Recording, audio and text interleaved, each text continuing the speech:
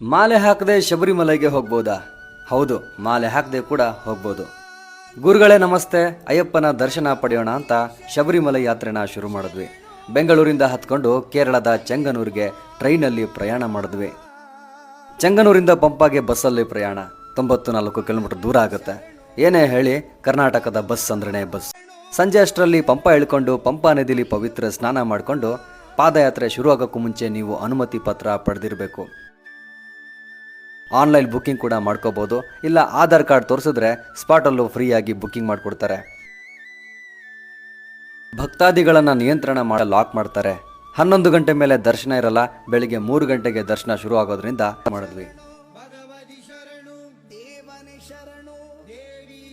ಮಾಲೆ ಹಾಕದೇ ಇರೋರಿಗೆ 18 ಮೆಟ್ಟಿಲುಗಳನ್ನು ಹತ್ತಕ್ಕೆ ಬಿಡಲ್ಲ. ಸಪರೇಟ್ ಆಗಿ ಸಿವಿಲ್ ದರ್ಶನ ಇರುತ್ತೆ. ಬೆಳಗಿನ ಜಾವ ಆ ಮಣಿಕಂಠ ಸ್ವಾಮಿಯ ದರ್ಶನ ಪಡೆದ್ವಿ. ಅಯ್ಯಪ್ಪ ಸ್ವಾಮಿ ಎಲ್ಲರಿಗೂ ಒಳ್ಳೇದು ಮಾಡಲಿ. ದೇಶ ಸುತ್ತಿ ಕೋಶ ಓದಿ ಅಂತ ಹೇಳ್ತಾ ಮತ್ತೆ ಸಿಗುವ. ಭಗವಾನ್ ಶರಣು.